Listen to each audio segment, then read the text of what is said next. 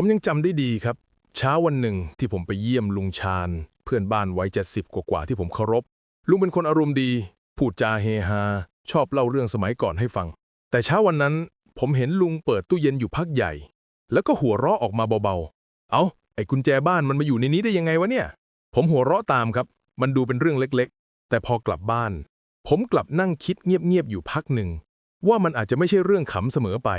ถ้าเหตุการณ์แบบนี้เกิดขึ้นบ่อยๆ เพราะหลายคนเริ่มจากลืมเล็กๆน้อยๆแบบนี้แหละครับแล้ววันหนึ่งกลับจำชื่อคนที่รักไม่ได้จำทางกลับบ้านไม่ได้หรือบางคนลืมแม้กระทั่งว่าตัวเองกินข้าวหรือยังนั่นแหละครับอัลไซเมอร์โรคนี้ไม่ใช่แค่เรื่องของความจำแต่มันค่อยๆขโมยชีวิตเราไปทีละน้อยเหมือนขโมยภาพเก่าในอัลบั้มที่เรารักที่สุดทีละใบคนที่เป็นเองก็ทุกข์คนรอบข้างก็เหนื่อยใจผมเคยเห็นกับตาว่าคนใกล้ตัวต้องเผชิญกับสิ่งนี้อย่างไรมันเจ็บนะครับเมื่อเห็นคนที่เคยเก่งจำเกือบทุกอย่างได้กลายเป็นคนที่หลงทางในความทรงจำของตัวเองแต่สิ่งที่น่าดีใจคือวันนี้เรามีทางป้องกันได้ครับนักวิจัยจากฮาร์วาร์ดและองค์การอนามัยโลก WHO ยืนยันตรงกันว่าสมองของคนเราเหมือนกล้ามเนื้อถ้าไม่ได้ใช้งานมันจะค่อยๆอ่อนแรงแต่ถ้าเราใช้มันบ่อยๆฝึกมันให้หลากหลายมันจะสร้างเซลล์ใหม่ๆได้แม้ในวัยเกษียณฟังดูน่าสนใจใช่ไหมครับว่าสมองของเราไม่เคยหยุดเติบโตไม่ว่าจะอายุเท่าไหร่ถ้าเราให้โอกาสมันได้ทำงานทุกวันสมองก็จะตอบแทนเราด้วยความจำที่ดีขึ้นสมาธิที่มั่นคงและอารมณ์ที่สดใสผมรู้ว่าหลายคนอาจจะเคยได้ยินคำว่าฝึกสมองแล้วรู้สึกเบื่อเพราะนึกถึงพวกเกมปริศนาคำศัพท์หรือซูโดกุที่ดูน่าปวดหัวเหลือเกินแต่วันนี้ผมอยากจะชวนคุณมามองใหม่ครับว่าการฝึกสมองไม่ได้จำกัดอยู่ในสมุดหรือแอปพลิเคชันแต่มันอยู่ในทุกช่วงเวลาเล็กๆของชีวิตประจำวันอยู่ในการเดินการพูดการคิดการสังเกตและแม้แต่ในเสียงหัวเราะของเราเองตอนผมเริ่มสนใจเรื่องนี้ผมก็เหมือนหลายคนครับเคยคิดว่าอัลไซเมอร์มันคงเป็นเรื่องของกรรมพันธุ์หรือดวงแต่พอผมอ่านงานวิจัยมากขึ้นกลับพบว่ากว่าครึ่งของความเสี่ยงเกิดจากพฤติกรรมของเราเองทั้งความเครียดเรื้อรังการขาดการกระตุ้นสมองการขาดการนอนหลับที่ดีหรือแม้แต่การไม่คุยกับใครเลยเป็นเวลานานๆสิ่งเหล่านี้ทำให้สมองค่อยๆหยุดเรียนรู้โดยที่เราไม่รู้ตัวครับผมเลยอยากจะเล่าต่อว่าการดูแลสมองไม่จำเป็นต้องซับซ้อนหรือแพงอะไรเลยไม่ต้องซื้อเครื่องเล่นฝึกสมองราคาเป็นหมื่นไม่ต้องโหลดแอปแพงๆมาฝึกก็ได้แค่เราทำกิจกรรมง่ายๆที่สอดแทรกในชีวิตประจำวันอย่างสม่ำเสมอสมองเราก็แข็งแรงได้แล้วครับเหมือนเราดูแลต้นไม้ให้ได้แดดได้ลมได้ฝนพอดีไม่มากไม่น้อยเกินไปสมองเราก็จะผลิใบแห่งความจำและความคิดสร้างสรรค์อยู่เสมอผมชอบคำพูดของนักประสาทวิทยาคนหนึ่งจาก University College London ที่ว่าการใช้สมองในแบบใหม่ๆคือการเปิดหน้าต่างให้แสงเข้าไปในห้องที่เคยมืดแปลกดีนะครับแค่เปลี่ยนมุมคิดนิดเดียวสมองเราก็เริ่มสดชื่นขึ้นทันทีและที่สำคัญมันยังช่วยให้หัวใจเราเบิกบานด้วยเพราะสมองกับอารมณ์มันเชื่อมกันโดยตรงเลยนะครับวันนี้ผมเลยอยากพาคุณผู้ฟังทุกคนมารู้จักกับ7กิจกรรมฝึกสมองง่ายๆที่ผมลองทำเองบ้างศึกษามาบ้างและเห็นผลจริงกับคนรอบตัวมาแล้วทุกกิจกรรมไม่ต้องใช้อุปกรณ์ไม่ต้องใช้เวลาเยอะแค่ทำอย่างต่อเนื่องในชีวิตประจำวันคุณจะรู้เลยครับว่าสมองมันเหมือนเครื่องยนต์ดีๆที่รอให้เราสตาร์ทอีกครั้งก่อนจะไปต่อผมอยากให้คุณลองหลับตานิดหนึ่งแล้วนึกถึงใครสักคนที่คุณรักที่สุดอาจจะเป็นลูกเป็นหลานหรือคู่ชีวิตแล้วถามตัวเองว่าเรายังอยากจำชื่อเขาได้ไปอีกนานไหมถ้าคำตอบคืออยากครับบทความนี้เหมาะกับคุณที่สุดเลยครับเพราะผมจะไม่พูดเรื่องยากไม่พูดสับแมทแต่จะเล่าแบบเพื่อนเล่าให้เพื่อนฟังจากประสบการณ์จริงและจากหัวใจที่อยากเห็นคนวัยเกษียณทุกคนมีชีวิตที่เต็มไปด้วยความจำที่สวยงามจนถึงวันสุดท้ายเอาละครับพร้อมไหมครับที่จะเริ่มฝึกสมองไปด้วยกันกับผมสมบัติจากรายการครบเครื่องเรื่องวัยเกษียณถ้าพร้อมแล้วเราไปเริ่มจากการเข้าใจสมองก่อนฝึกกันในตอนต่อไปครับก่อนที่เราจะไปถึงวิธีฝึกสมองทั้ง7อย่างผมอยากชวนคุณผู้ฟังทุกคนมารู้จักสมองของตัวเราเองกันก่อนครับเพราะหลายคนรู้ว่าสมองอยู่ในหัวแต่ไม่รู้เลยว่าข้างในนั้นกำลังทำงานยังไงเหมือนกับเราขับรถทุกวันแต่ไม่เคยเปิดฝากระโปรงดูเครื่องยนต์สักครั้งจริงไหมครับสมองของเราเป็นอวัยวะที่ซับซ้อนที่สุดในร่างกายมันมีเซลล์ประสาทกว่าแสนล้านเซลล์แต่ละเซลล์เชื่อมโยงกันด้วยใยประสาทนับล้านสาย ทำหน้าที่ส่งสัญญาณไฟฟ้าเล็กๆไปทั่วร่างกายทุกเสี้ยววินาที เวลาที่เราหัวเราะจำชื่อใครได้หรือแม้แต่คิดถึงเรื่องเก่าๆสมองก็จะทำงานประสานกันอย่างละเอียดอ่อนเหมือนวงดนตรีใหญ่ที่บรรเลงพร้อมกันโดยไม่มีใครมองเห็นผมอยากให้ลองจินตนาการนะครับว่าสมองเราเปรียบเสมือนกล้ามเนื้อถ้าเราใช้มันบ่อยๆมันจะยิ่งแข็งแรงแต่ถ้าเราไม่ขยับไม่ใช้งานปล่อยให้มันอยู่เฉยๆมันก็จะค่อยๆอ่อนแรงไปตามกาลเวลาเหมือนขาที่ไม่ได้เดินมานานพอจะเดินจริงๆก็ก้าวแทบไม่ออกการฝึกสมองก็เหมือนการออกกำลังกายครับยิ่งเราใช้มันในหลายรูปแบบทั้งการคิดการฟังการพูดการจดจำการแก้ปัญหาสมองก็ยิ่งมีเส้นทางประสาทใหม่ๆงอกขึ้นมานักประสาทวิทยาเรียกสิ่งนี้ว่า neuroplasticity หรือความยืดหยุ่นของสมองซึ่งหมายถึงว่าสมองของเราสามารถเปลี่ยนแปลงและพัฒนาได้ตลอดชีวิตแม้อายุจะเลย60ไปแล้วก็ยังสร้างเซลล์สมองใหม่ได้ถ้าเราให้มันได้ออกแรงครับมีข้อมูลจาก Harvard Health Publishing ในปี 2022 บอกไว้ชัดเลยครับว่า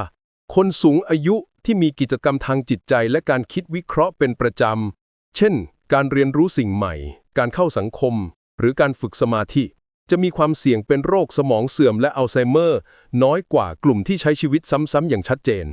และไม่ใช่เพียงแค่เรื่องของความจำเท่านั้นนะครับการฝึกสมองยังช่วยเรื่องสมาธิการตัดสินใจและอารมณ์ได้ด้วยเพราะทุกครั้งที่เราคิดหรือทำสิ่งใหม่สมองจะหลั่งสารที่ชื่อว่าโดปามีนออกมาซึ่งเป็นสารแห่งความสุขช่วยให้เรารู้สึกกระตือรือร้นสนุกและมีแรงจูงใจจะทำสิ่งต่อไปผมเคยเจอคุณลุงคนหนึ่งชื่อลุงสวัสดิ์อายุ72ปีเป็นอดีตครูสอนคณิตศาสตร์ที่เกษียณแล้วอยู่บ้านกับภรรยาช่วงแรกหลังเกษียณลุงบอกว่าเบื่อมากครับวันๆก็เปิดทีวีนั่งกินข้าวแล้วก็นอนจนวันหนึ่งลุงรู้สึกว่าตัวเองจำชื่อเพื่อนเก่าไม่ได้จำเบอร์โทรศัพท์ก็ไม่ได้แม้แต่ชื่อหลานก็ต้องนึกอยู่นานพอไปหาหมอบอกว่ายังไม่ถึงขั้นสมองเสื่อมแต่เริ่มมีสัญญาณของภาวะหลงลืมที่ต้องระวังลุงสวัสดิ์เลยตัดสินใจเริ่มฝึกสมองทุกวันลุงเริ่มจากสิ่งง่ายๆเลยครับอย่างการเขียนบันทึกประจำวันด้วยมือแทนการพิมพ์และอ่านหนังสือแนวที่ไม่เคยอ่านมาก่อนเช่นจากที่เคยอ่านแต่ข่าวกีฬาก็เปลี่ยนมาอ่านหนังสือประวัติศาสตร์หรือหนังสือธรรมะพอผ่านไป3 เดือนลุงเล่าให้ผมฟังด้วยรอยยิ้มว่าจำได้เยอะขึ้นมากเลยสมบัติเมื่อก่อนเดินไปตลาดลืมว่าจะซื้ออะไรเดี๋ยวนี้แค่คิดในใจสมองมันจำให้เองฟังแล้วผมยิ้มตามเลยครับมันชัดมากว่าสมองคนเรายังฟื้นได้ถ้าเราให้โอกาสมันได้ทำงานอีกสิ่งหนึ่งที่ผมอยากให้เข้าใจไว้คือสมองของเราไม่ได้ใช้เฉพาะตอนเรียนหรือคิดเลขเท่านั้นนะครับมันทำงานอยู่ตลอดเวลาแม้แต่ตอนเราฝันสมองก็ยังคงทำงานเพื่อจัดเก็บความทรงจำและเชื่อมโยงสิ่งที่เราเรียนรู้ในแต่ละวันเข้าด้วยกันดังนั้นสิ่งที่เราทำในแต่ละวันมีผลโดยตรงกับสุขภาพสมองทั้งหมดเลยครับไม่ว่าจะเป็นการกินการนอนการพูดคุยการเคลื่อนไหวหรือการได้ยินเสียงหัวเราะของตัวเองทุกอย่างคืออาหารของสมองทั้งนั้นหลายคนเข้าใจผิดว่าการฝึกสมองคือการเล่นเกมหรือทำแบบฝึกหัดยากๆแต่จริงๆแล้วการฝึกสมองที่แท้จริงคือการให้สมองได้เจอกับสิ่งใหม่ๆอยู่เสมอเช่นการไปสถานที่ใหม่เรียนรู้กิจกรรมที่ไม่เคยทำมาก่อนหรือแม้แต่แค่เปลี่ยนเส้นทางที่ใช้เดินประจำวันมันก็เพียงพอที่จะกระตุ้นให้สมองส่วนฮิปโปแคมปัสซึ่งเกี่ยวข้องกับความจำและการนำทางทำงานได้ดีขึ้นนักวิทยาศาสตร์จาก University College London พบว่าคนที่เปลี่ยนเส้นทางเดินบ่อยๆหรือชอบสำรวจที่ใหม่ๆมักจะมีสมองส่วนนี้หนากว่าคนทั่วไปซึ่งหมายถึงมีศักยภาพในการจดจำและการรับรู้ที่ดีกว่าผมชอบเปรียบสมองเหมือนสวนครับถ้าเรารดน้ำใส่ปุ๋ยและปลูกต้นไม้ใหม่อยู่เสมอสวนก็จะเขียวขจีและออกดอกงามแต่ถ้าเราปล่อยให้ว่านเฉยๆหญ้าก็จะขึ้นพืชก็จะเหี่ยวเฉาการฝึกสมองจึงเหมือนการดูแลสวนในหัวเราให้มีชีวิตชีวาสดใหม่และเต็มไปด้วยสีสันทุกวันสมองต้องการความท้าทายเล็กๆน้อยๆเพื่อเติบโตไม่ต้องถึงขั้นเรียนปริญญาใหม่หรอกครับแค่ทำสิ่งที่ทำให้เราต้องคิดและรู้สึกเช่นฟังเพลงเก่าที่เราชอบแล้วพยายามจำเนื้อเพลงให้หมดได้หรือดูรูปเก่า แล้วเล่าเรื่องให้หลานฟังอีกครั้ง สมองก็ได้ออกกำลังกายแล้วครับ อย่าลืมนะครับว่าสมองไม่ได้แก่เพราะอายุ แต่เพราะเราเลิกใช้มันต่างหาก คนที่อายุ 80 ยังเรียนเปียโนได้ คนที่อายุ 70 ยังพูดภาษาที่2ได้ นั่นเพราะเขาไม่ยอมให้สมองหยุดทำงาน ผมอยากให้ทุกคนจำไว้คำเดียวครับว่า สมองเราไม่ได้เสื่อม มันแค่เหงา เพราะถ้ามันไม่ได้รับการใช้งาน มันก็จะเงียบเฉยเหมือนบ้านที่ไม่มีคนอยู่ แล้วสุดท้ายก็โทรมลงไปเอง ดังนั้นก่อนที่เราจะไปเริ่ม 7 กิจกรรมฝึกสมอง ผมอยากให้ทุกคนตั้งใจไว้ในใจเลยครับว่า เราจะเริ่มใช้สมองอีกครั้ง ไม่ต้องรอให้พร้อม ไม่ต้องรอให้อุปกรณ์ครบ แค่เริ่มจากสิ่งง่ายๆวันนี้ สมองของคุณก็จะเริ่มตอบสนองทันที เหมือนเราเปิดไฟในห้องที่มืดมานาน พอแสงแรกเข้ามา คุณจะรู้เลยครับว่า สมองของคุณยังสดใส ยังมีพลัง และยังรอให้คุณเรียกมันกลับมาทำงานอย่างเต็มที่ เพราะสุดท้ายแล้ว สมองที่แข็งแรงที่สุด ไม่ใช่สมองที่ฉลาดที่สุด แต่คือสมองที่ถูกใช้อย่างมีความสุขที่สุดต่างหากครับ และในตอนต่อไป ผมจะพาคุณไปพบกับ 7 วิธีง่ายๆ ที่จะทำให้สมองของเรากลับมามีชีวิตชีวาอีกครั้ง ฝึกได้ทุกวัน สนุกด้วย ไม่ต้องเครียด ไม่ต้องท่อง เพียงแค่เปิดใจและลงมือทำ แล้วคุณจะเห็นความเปลี่ยนแปลงที่น่าทึ่งครับ กิจกรรมที่ 1 คือ สลับมือในชีวิตประจำวัน เคยสังเกตไหมครับว่าเราทำอะไรเดิมๆซ้ำๆทุกวันโดยอัตโนมัติ เช่น แปรงฟันมือขวา จับช้อนมือเดิม เขียนหนังสือท่าประจำ เดินขึ้นบันไดขาข้างเดิม สมองของเราจะคุ้นเคยกับสิ่งเหล่านี้ จนแทบไม่ต้องใช้พลังในการคิดเลยครับ พูดง่ายๆ คือสมองหลับใน ทางวิทยาศาสตร์เรียกว่า Automatic Mode คือสมองใช้พลังงานน้อยที่สุด เพราะทุกอย่างซ้ำเดิม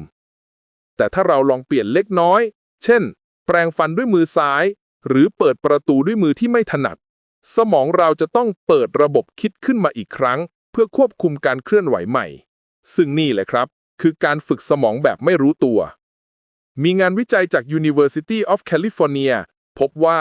การใช้มือที่ไม่ถนัดช่วยกระตุ้นสมองซีกตรงข้าม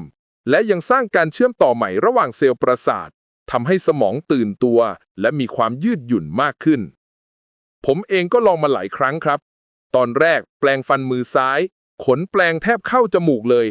แต่พอทำได้สักอาทิตย์ เริ่มรู้สึกเลยว่าสมาธิดีขึ้น มือกับสมองสัมพันธ์กันมากขึ้น ผมมีเพื่อนบ้านชื่อยายมาลี แกอายุ 75 แต่ความจำดีเหลือเกิน แกเล่าให้ผมฟังว่า แกฝึกเขียนชื่อด้วยมือซ้ายทุกเช้า พอครบ 3 เดือน เขียนได้สวยกว่าตอนเริ่มซะอีก แถมบอกว่ารู้สึกหัวไวขึ้น เวลาคุยกับลูกหลาน เหมือนสมองมันขยับตัวทุกวัน แกพูดแบบนั้น แล้วก็หัวเราะเสียงดังอย่างภูมิใจ เพราะฉะนั้นลองเลยครับ พรุ่งนี้เช้า เปลี่ยนมือที่ใช้แปรงฟัน หรือหยิบช้อนอีกมือ สมองของคุณจะได้ยืดสั้นยืดสายรับวันใหม่อย่างกระปี้กระเป๋าแน่นอนครับ กิจกรรมที่ 2 เดินย้อนเส้นทางเดิม ผมอยากให้ลองสังเกตดูครับว่า เวลาเราเดินทางที่คุ้นเคย เช่นเดินไปตลาด ปั่นจักรยานรอบบ้าน หรือเดินเล่นในสวน สมองเรามักจะหลับตาเดินได้ เพราะมันจำทางได้หมดแล้ว แต่นักวิจัยจาก National Institute on Aging พบว่าการเปลี่ยนเส้นทางเดิน หรือแม้แต่เดินเส้นทางเดิมแต่สังเกตสิ่งใหม่ จะช่วยให้สมองส่วนที่ชื่อว่า Hippocampus ซึ่งเกี่ยวข้องกับความจำและการนำทางทำงานได้ดียิ่งขึ้น ผมลองเองแล้วครับ วันหนึ่งผมเดินสวนสาธารณะเส้นเดิมที่เดินมาหลายปี แต่วันนั้นผมตั้งใจว่าจะเดินย้อนเส้นทางเดิม แล้วลองมองรอบๆใหม่ ปรากฏว่าผมเห็นต้นไม้ที่ไม่เคยเห็นดอกไม้เล็กๆที่ซ่อนอยู่หลังพุ่ม และได้คุยกับคุณลุงคนหนึ่งที่นั่งอยู่ใต้ต้นโพทุกเช้า ผมรู้สึกเหมือนสมองมันตื่นขึ้นมาเลยครับ เหมือนได้เดินทางครั้งใหม่ทั้งที่อยู่ที่เดิม นี่แหละครับคือเคล็ดลับเล็กๆของการฝึกสมอง แค่เราไม่ทำอะไรซ้ำแบบอัตโนมัติ สมองก็จะได้ออกกำลังทันที กิจกรรมที่ 3 ร้องเพลงเก่า แต่ใส่เนื้อใหม่ คุณผู้ฟังหลายคนคงชอบเพลงเก่าใช่ไหมครับ เพลงในวัยหนุ่มสาว ที่พอฟังทีไร ใจมันยิ้มทุกที เช่นเพลงของสุเทพวงศ์กำแหง หรือสายัญสัญญา เพลงเหล่านี้ไม่ใช่แค่ความทรงจำแต่เป็นตัวกระตุ้นสมองชั้นยอดเลยครับ มีงานวิจัยจาก Frontiers in Aging Neuroscience 2023 ยืนยันว่าการร้องเพลงช่วยกระตุ้นสมองหลายส่วน ทั้งด้านความจำ ภาษา และอารมณ์ โดยเฉพาะถ้าเราแต่งเนื้อใหม่ หรือเปลี่ยนคำบางคำจะยิ่งเพิ่มการทำงานของสมองซีกขวาและซ้ายพร้อมกัน เพราะต้องคิดสร้างสรรค์และจดจำในเวลาเดียวกัน ผมมีตัวอย่างน่ารักจากลุงจิตติที่อยู่แถวบ้าน แกชอบร้องเพลงสายชนของสุเทพ แกบอกว่าอยากฝึกสมอง เลยแต่งเนื้อใหม่เป็นสายลมพัดเบาในสวนผักเรา ฟังแล้วผมขำแต่ก็ชื่นชมครับ เพราะนั่นคือการฝึกสมองจริงๆ และที่สำคัญแกยิ้มทุกครั้งที่ร้อง แปลว่ามันทำให้หัวใจสดใสไปพร้อมกัน กิจกรรมที่ 4 ทำสิ่งเล็กๆ แบบกลับด้าน สมองเราชอบความคุ้นเคยครับ แต่ความคุ้นเคยมากเกินไปทำให้มันขี้เกียจ ผมอยากให้ลองทำสิ่งที่กลับด้านบ้าง เช่น เปลี่ยนที่นั่งตอนกินข้าว เปลี่ยนโต๊ะที่นั่งดูทีวี หรือสลับตำแหน่งของในห้อง สมองจะต้องปรับตัวใหม่ เพื่อหาสิ่งที่เคยอยู่ตรงนั้น นั่นคือการฝึกจำแบบธรรมชาติ งานวิจัยใน Neuroplasticity Research 2023 พบว่าการเปลี่ยนแปลงเล็กๆ ในกิจวัตรประจำวัน ช่วยกระตุ้นการสร้างเซลล์สมองใหม่ หรือ neurogenesis และทำให้สมองปรับตัวได้ไวขึ้น ผมลองเปลี่ยนนาฬิกาแขวนในบ้านไปอีกฝั่งของผนังครับ วันแรกหานาฬิกาไม่เจอ เดินหาจนงง แต่พอผ่านไปไม่กี่วัน สมองเริ่มจำใหม่ได้แล้วครับ รู้สึกเลยว่าสมองยังทำงานดีอยู่ และมันกำลังสนุกกับการเรียนรู้ใหม่ กิจกรรมที่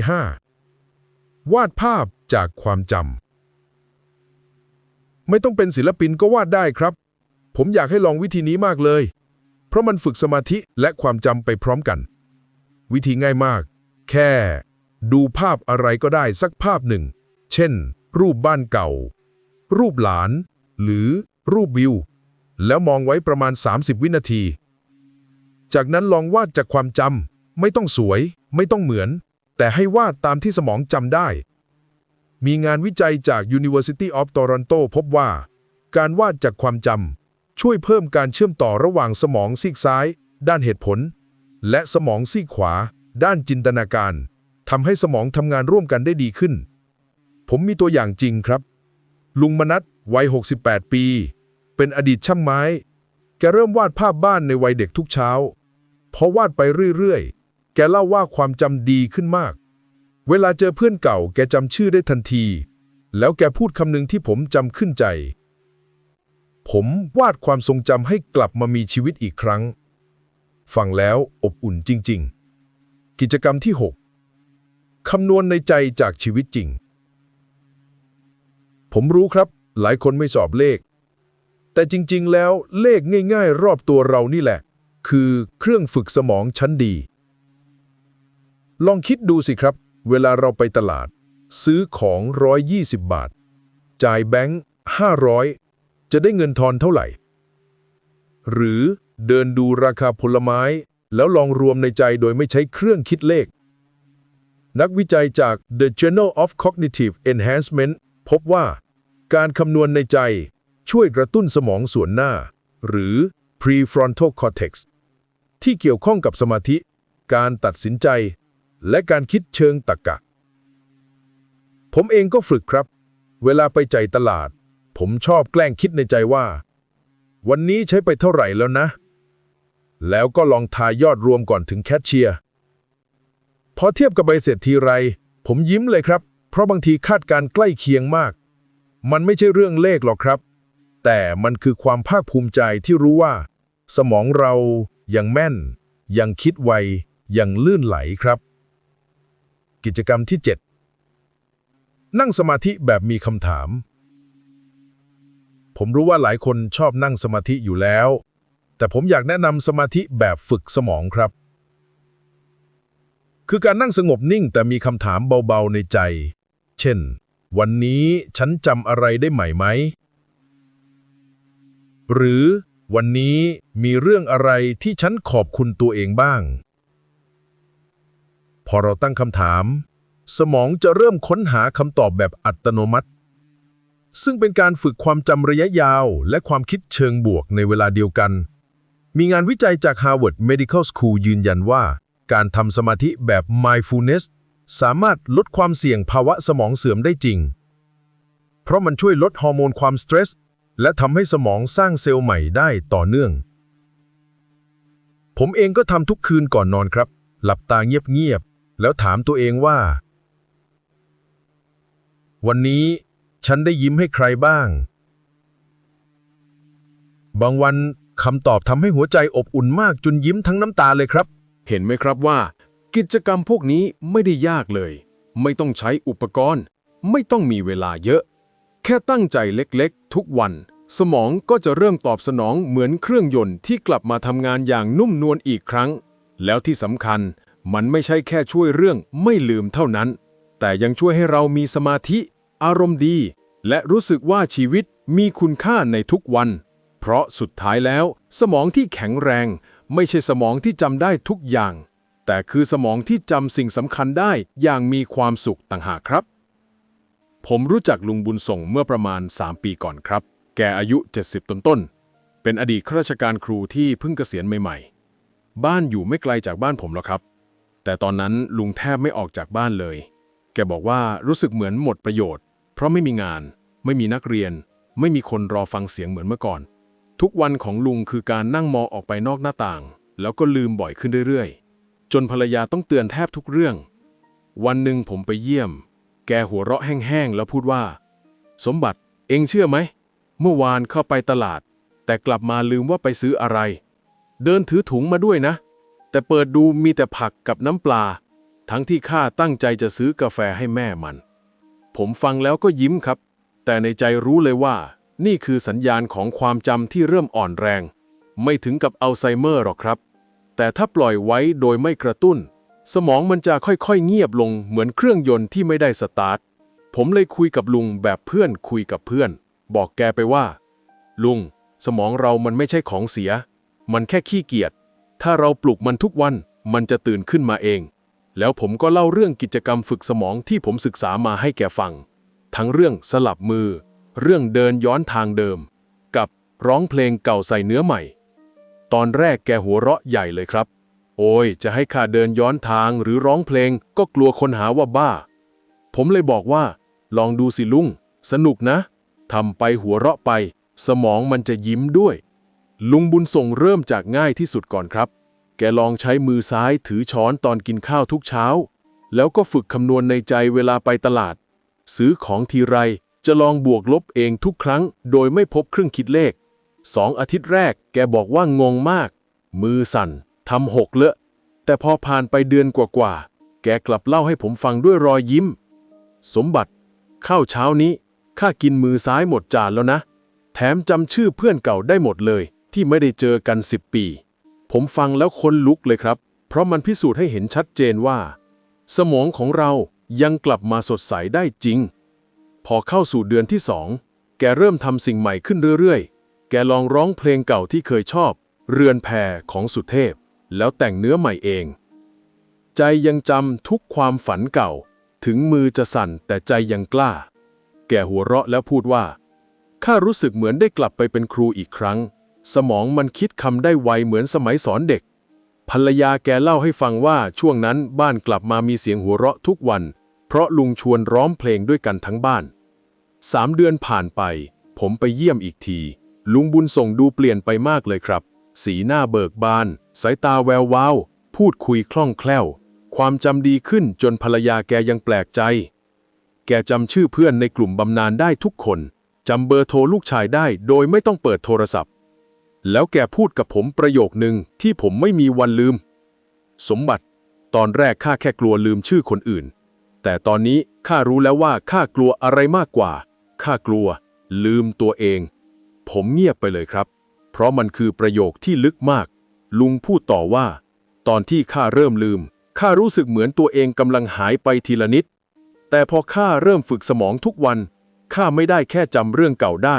แต่ข้ากลับมาจำได้ว่าข้าเป็นใครจำได้ว่าข้ายังหัวเราะได้ยังเรียนรู้ได้ ข้ายังอยากอยู่เพื่อเห็นหลานโตจากนั้นลุงบุญส่งกลายเป็นคนที่กระตือรือร้นมากครับแกตั้งกลุ่มเพื่อนเกษียณชื่อทีมสมองไม่ยอมแก่ทุกวันอาทิตย์จะนัดกันที่ศาลากลางหมู่บ้านมีกิจกรรมฝึกสมองที่แกคิดเองเช่นเขียนกลอนจากคำที่สุ่มได้ร้องเพลงหมู่แล้วก็แข่งกันจำคำศัพท์ภาษาอังกฤษวันละ5 คำผมไปนั่งดูทีไรหัวเราะน้ำตาเล็ดทุกทีเพราะมันอบอุ่นเหลือเกินบรรยากาศเต็มไปด้วยเสียงหัวเราะและความภูมิใจของผู้สูงวัยที่ไม่ยอมให้สมองเงียบ1 ปีผ่านไปผมถามลุงว่าทำไมถึงยังขยันฝึกทุกวันลุงตอบแบบง่ายๆว่าเพราะทุกครั้งที่ข้าฝึกข้ารู้สึกเหมือนข้าได้หัวใจกลับคืนมาประโยคนั้นมันเหมือนเข็มที่แทงตรงใจผมเลยครับมันทำให้ผมเข้าใจทันทีว่าการฝึกสมองไม่ใช่เรื่องของความจำดีหรือป้องกันโรคเท่านั้นแต่มันคือการดูแลหัวใจให้ยังรู้สึกว่าเรามีคุณค่าเราเป็นคนเดิมที่ยังอยากมีความสุขในทุกวันแล้วนี่แหละครับคือสิ่งที่ผมอยากฝากทุกคนไว้ในตอนนี้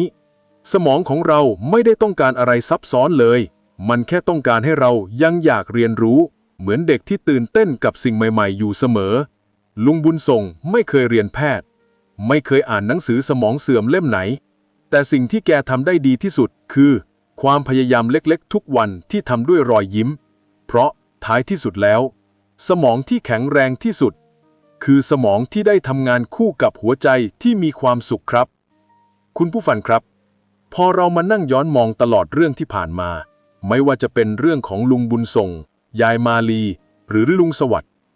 เราจะเห็นความจริงข้อหนึ่งที่เหมือนกันเลยครับว่าสมองของเราไม่ได้แก่ตามอายุแต่มันจะแก่เมื่อเราหยุดใช้มันต่างหากครับทุกครั้งที่เราทำสิ่งซ้ำๆในชีวิต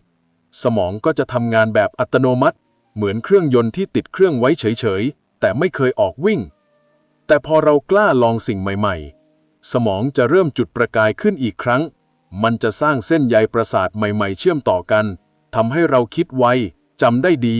และรู้สึกสดชื่นขึ้นอย่างประหลาดผมอยากให้คุณคิดถึงสมองของเราเหมือนเพื่อนเก่าที่อยู่กับเรามาทั้งชีวิตเพื่อนคนนี้เคยช่วยเราคิดช่วยเรา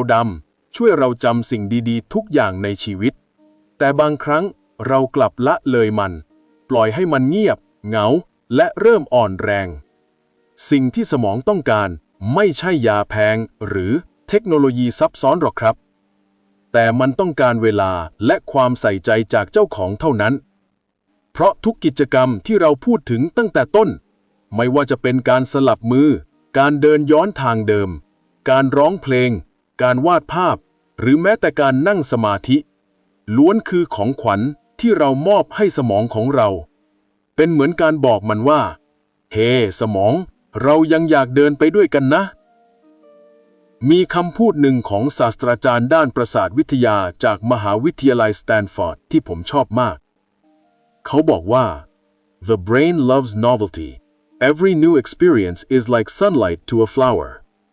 สมองรักสิ่งใหม่ๆเหมือนดอกไม้ที่ต้องการแสงแดดเพื่อเบ่งบานและสิ่งใหม่ๆนั่นแหละครับคือกิจกรรมเล็กๆที่เราทำในชีวิตประจำวันผมอยากให้คุณช่วงคิดถึงวันที่เราตื่นขึ้นมาในตอนเช้าแทนที่จะเปิดทีวีดูข่าวเดิมๆเราอาจจะลองเขียนบันทึกเล็กๆด้วยมือซ้ายฟังเพลงเก่าที่เราเคยร้องแล้วลองแต่งเนื้อใหม่ให้ตัวเองสักท่อนหรือชวนคู่ชีวิตเดินออกจากบ้านในเส้นทางที่ไม่เคยไปแค่เท่านี้สมองเราก็เหมือนได้สูดอากาศใหม่ๆแล้วครับผมเชื่อจริงๆว่าการดูแลสมองไม่ใช่เรื่องของแค่จำได้แต่เพื่อให้เราใช้ชีวิตได้เต็มที่เพราะถ้าเราจำสิ่งดีๆได้เราจะหัวเราะได้กับความทรงจำถ้าเรายังคิดสิ่งใหม่ได้เราจะมีความหวังและถ้าเรายังเรียนรู้ได้เราก็จะรู้สึกอย่างว่าเรายังมีชีวิตอยู่ผมอยากฝากประโยคนี้ไว้นะครับอย่ารอให้สมองลืมเราจงเริ่มต้นฝึกให้สมองจำว่าเรายังอยากมีความสุขในทุกวันครับสมองไม่ต้องการให้เราเก่งที่สุดแต่ต้องการให้เราไม่หยุดอยากรู้แค่นั้นเองครับเพราะตราบใดที่เรายังอยากรู้ยังอยากลอง ยังอยากหัวเราะสมองของเราก็ยังมีชีวิตอยู่เสมอและก่อนจะจบบทนี้ผมอยากจะขอให้คุณผู้ฟังทุกคนลองทำสิ่งหนึ่งหลังจากอ่านหรือฟังตอนนี้หลับตาเบาๆแล้วพูดกับตัวเองในใจว่าขอบคุณสมองของฉันนะที่ยังอยู่กับฉันมาจนถึงวันนี้แค่นี้ก็พอสมองของคุณจะยิ้มแน่นอนผมสมบัติจากรายการครบเครื่องเรื่องวัยเกษียณขอฝากไว้ว่าชีวิตหลังเกษียณไม่ได้วัดกันที่ความจำแม่นแค่ไหนแต่คือเรายังจำได้หรือเปล่าว่าอะไรทำให้เรามีความสุขครับขอให้ทุกวันของคุณเต็มไปด้วยเสียงหัวเราะความจำที่สวยงามและสมองที่ยังเต้นจังหวะของชีวิตอย่างอ่อนโยนเสมอครับ